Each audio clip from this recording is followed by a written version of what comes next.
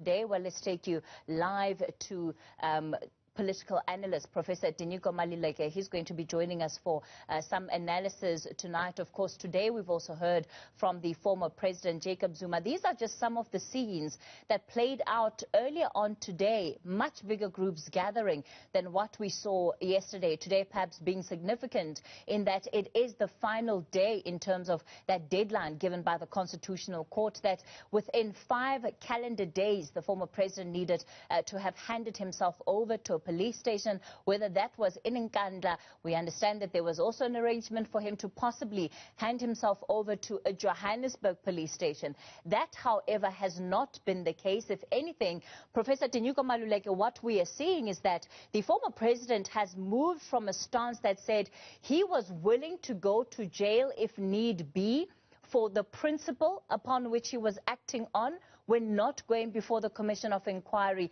Certainly his application for the rescindment of this decision before the Constitutional Court says something completely different. This is not the tone of a man who just a couple of months ago was saying, I'm willing to go to jail.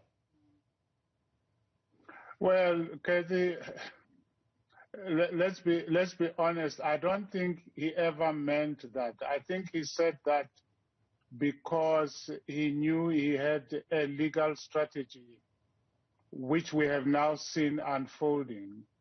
And I think he's saying that he was not afraid of jail, was part of the game, the political game. But he clearly doesn't want to go to jail. I don't think he ever wanted to go to jail. So it was a strategy. And it seems to have worked a little bit in that it brought us here. I mean, none of his biographers would have predicted that we would be where we are today with this particular issue. And the spectacle, I mean, you used the correct word earlier, talking about the spectacle that we have seen in Nkandla all through today and yesterday, is really, would have been tragic.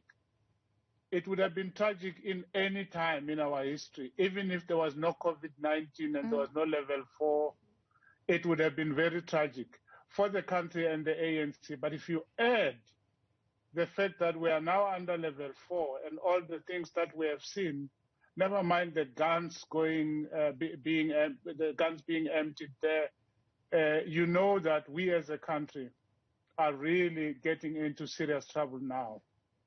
Professor Maluleke, at the heart of this case, at least if we look at the Constitutional Court's ruling on this matter, is a question of a former president that has really defied the Constitutional Court and has been found to be in contempt of the Constitutional Court and its orders. So effectively, he has not respected the law of this country in as far as that law is invested through the Constitutional Court. You talk about, firearms being shot off and bullets being shot off in Nkandla. We've seen law enforcement officials there on the periphery of this illegal gathering that has been taking place. There doesn't seem to be a sense of urgency when it comes to providing leadership on this matter or even enforcing the law.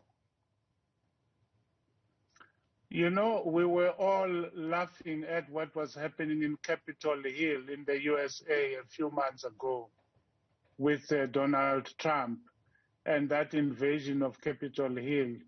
Little did we know that our police would behave in very similar fashion. I mean, at least the police there eventually came to the party, but I haven't seen our police taking any serious action here.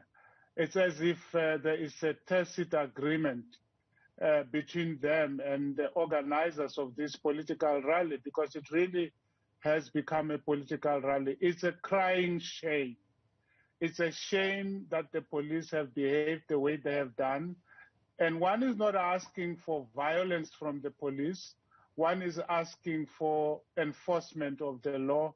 And that can be done without any violence at all. We haven't seen the police even attempting to do anything. So it seems to me that there is some kind of understanding between the police and the organizers. I just don't know what that understanding is and how rational such understanding would be for a country that is in the middle of a pandemic, where the numbers are going through the roof, and we haven't even seen the worst of it. Of course, the irony there would be the fact that if there is some kind of agreement, or even just looking at how the police have responded or not responded to the situation, it's not anything that other citizens of this country have been afforded. We've seen people killed under this lockdown, and police saying that they were acting in the interest of enforcing lockdown measures. And the irony is that on this very matter again, we do have a situation where the laws of this country are simply being disregarded. Yeah, look, the behavior of the crowd is really modeled on the behavior of our former president in more ways than one, who, as you rightly have said, has been disdainful of the judiciary. He has made no secret of it. He has written about it. He has behaved accordingly. He has insulted them. Now it seems that they are toe-cowing, if you wish, to him. At least that is what it looks like to the ordinary South African after hearing that he has been granted this extraordinary request for rescission, because it's not really an appeal, because you can't appeal.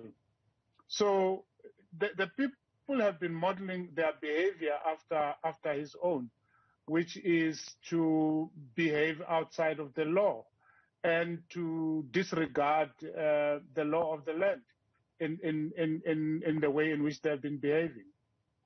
When we look at some of what has come out of these crowds over the past weekend, and even just the statements that were given by some of the leaders earlier on today, Prof. Maluleke, there is a sense that those who are gathered in Nkandla in support of the former president would have the country believe that we are edging towards a tipping point, a precipice of some sort, upon which, if we are to dare cross that line, there will be a point of no return that could well plunder this country into some form of violence, into some form of point of no return and chaos.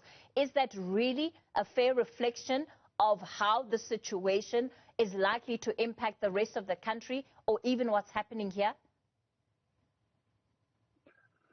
Well, it doesn't take a lot of effort to create chaos, as you will know, Cathy. It's harder to build peace than to create chaos. So chaos is quite easy to construct. People don't have to be many even to do that. So we can't rule that out, especially because there is a lot of latent anger among and between South Africans. Anger at government, anger at service delivery, anger at this and that. So anyone who can tap on that would be able potentially to cause trouble in the country. And it seems as if that is what is happening here.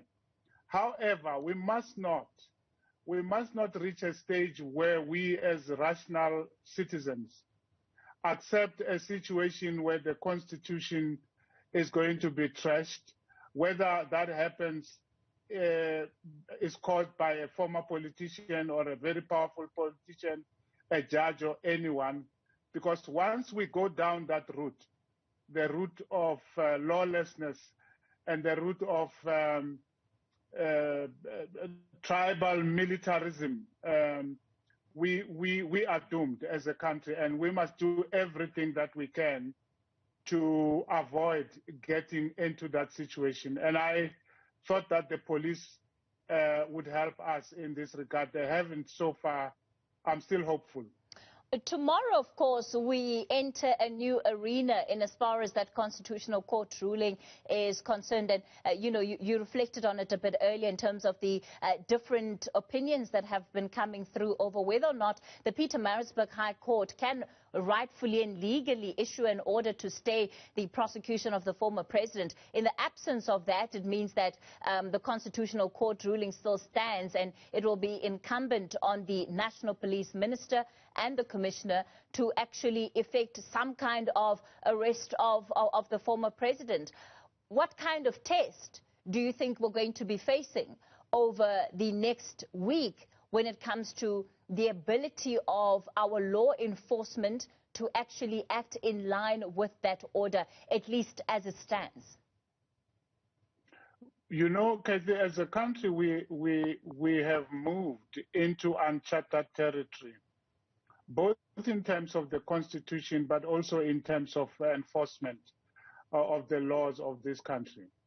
So, for example, until now, one would assume that the ruling that has been handed down earlier this week or last week, because it's the beginning of a new week, would still be holding court, as it were, that it would still be effective, and that the president would be, the former president would be trying to conform with it until advised differently by the Pietermaritzburg court, whose status in handling this matter is also unclear to me, not being a lawyer. I don't understand how a lower court will be able to do what it has been asked to do, but it could, you know, as I say, it's uncharted territory. It's probably possible for them to do it.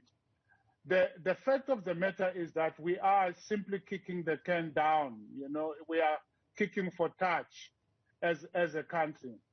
We have to face up to the problem that we have.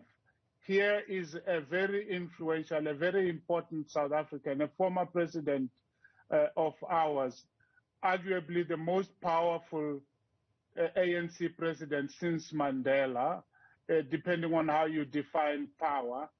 And he is in defiance of the laws of the country, and he has said so. He argues that it is his rights that are being violated.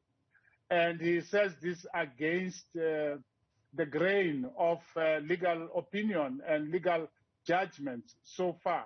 So we'll have to wait and see what happens after the court in Pietermaritzburg. Perhaps lawyers will be better placed to comment properly on that particular scenario.